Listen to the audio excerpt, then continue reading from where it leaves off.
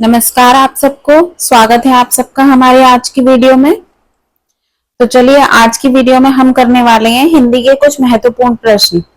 इन प्रश्नों को तैयार करेंगे, पढ़ेंगे, समझेंगे। तो चलिए शुरू करते हैं। अव्यय के पहला है हमारा, अव्यय के कितने भेद हैं? 3, 4, 2 या 6, यानी कि 4। तो इसका सही उत्तर है हमारा 4। अव्यय के 4 भेद होते हैं। अगला प्रश्न हमारा, संज्ञा शब्द बच्चा की भाववाचक संज्ञा है, यानी शब्द दिया है हमें बच्चा, इसकी भाववाचक संज्ञा बनानी है। तो बच्चापन, बचकाना, बचपन, बचकानी। तो कौन सा सही है? भाववाचक संज्ञा हमारी बचपन। आगे बढ़ते हैं। अगला प्रश्न है, इनमें से निजवाचक सर्वनाम, निजवाचक सर्वनाम, सर्वनाम के बारे में हमने पढ़ा था, कौन सा है? हम लोग, हम दोनों, तुम, स्वयं। निज यानी कि आप, यानी स्वयं। तो इसका सही उत्तर है स्वयं। अगला है, इनमें से मैं का बहुवचन कौन सा है? मैं का बहुवचन मुझको, हम दोनों, हम, तुम या, है ना, ये ऑप्शन है हमारे। तो बहुवचन होगा मैं का हम, मैं यानी अकेला और हम यानी बहुत से, बहुवचन। आगे बढ़ते हैं। अगला प्रश्न है,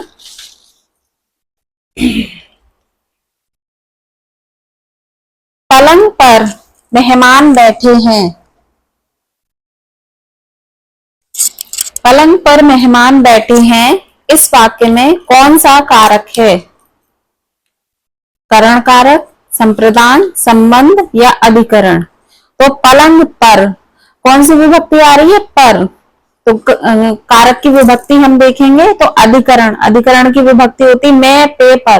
तो सही उत्तर हो गया हमारा डी, अधिकरण। अगला है, या, रा, ला, वा व्यंजनों को कहते हैं, यानी कि वर्णमाला की जो हमने पढ़ी थी, ये कौन से व्यंजन है? स्पर्श व्यंजन, अंतस्थ व्यंजन, ऊष्म व्यंजन या इनमें से कोई नहीं? तो सही उत्तर है हमारा अंतस्थ व्यंजन। अंतस्थ व्यंजन हमारे 4 होते हैं।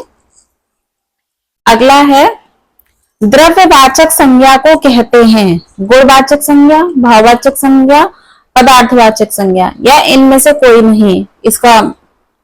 इसका उत्तर लिखने से रह गया है, मैं आपको बता देती हूँ। द्रव्यवाचक संज्ञा यानी पदार्थवाचक संज्ञा। गुणवाचक संज्ञा और भाववाचक संज्ञा एक ही होती है, द्रव्यवाचक संज्ञा और पदार्थवाचक संज्ञा। इसका सही उत्तर है डी, सी, पदार्थवाचक संज्ञा। अगला प्रश्न है हमारा, भूरी भूरी भेदभाव भूमि से भगा दिया, ये सेंटेंस दिया है, भूरी भूरी भेदभाव भूमि से भगा दिया। उक्त पंक्ति में कौन सा अलंकार है? अनुप्रास, श्लेष, यमक या पुनरुक्ति? तो इसमें भावर्ण की आवृत्ति हो रही है, तो अनुप्रास। अनुप्रास अलंकार जहां एक ही वर्ड की आवृत्ति हो, तो इसका सही उत्तर होगा अनुप्रास। अगला प्रश्न है हमारा, मूल रूप से स्वर के कितने भेद हैं? 4, 2, 3, इनमें से कोई नहीं? तो मूल रूप से स्वर के भेद हैं 2, है ना। अगला है, कंदरा, कंदरा किसका पर्यायवाची है? गुफा, खो, गुहा या ये सभी? तो कंदरा, ये तीनों ही शब्द कंदरा के लिए इस्तेमाल होते हैं, तो इसका सही उत्तर है डी, ये सभी। कितनी नावों में कितनी बार के लेखक हैं? ये रचना का नाम दिया है, अज्ञेय, प्रेमचंद, कबीर या सूरदास? तो इसका सही उत्तर है ए, अज्ञेय। अज्ञेय जी की रचना है, इनका पूरा नाम है सच्चिदानंद हीरानंद वात्स्यायन अज्ञेय। आगे बढ़ते हैं। आंख शब्द का तत्सम रूप बताइए।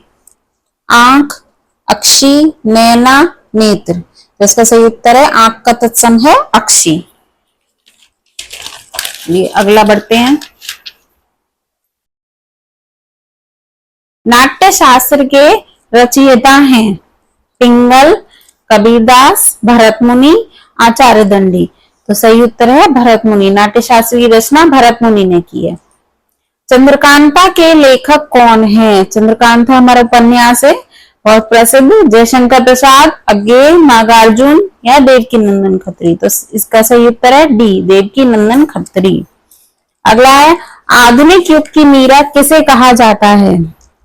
महादेवी वर्मा, इलाचंद्र जोशी, सुभद्रा कुमारी चौहान और कृष्णा सोबती। तो सही उत्तर है आधुनिक युग की मीरा महादेवी वर्मा।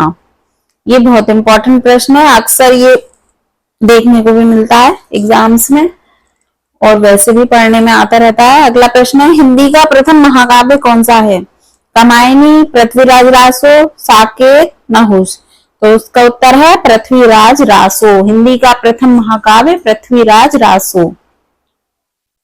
विश्व हिंदी दिवस कब मनाया जाता है? 14 सितंबर, 13 सितंबर, 22 जनवरी या 10 जनवरी। तो 14 सितंबर को हमारा हिंदी दिवस मनाया जाता है, लेकिन 10 जनवरी को विश्व हिंदी दिवस मनाया जाता है, ये ध्यान रखना है आपको। प्रसून किसका पर्यायवाची है? बगीचा, प्रौढ़, फूल या बंदर। तो इसका सही उत्तर है फूल। फूल का पर्यायवाची है प्रसून। अगला प्रश्न है हमारा, काव्य की शोभा बढ़ाने वाले शब्दों को कहते हैं? अलंकार, छंद, रस या समास।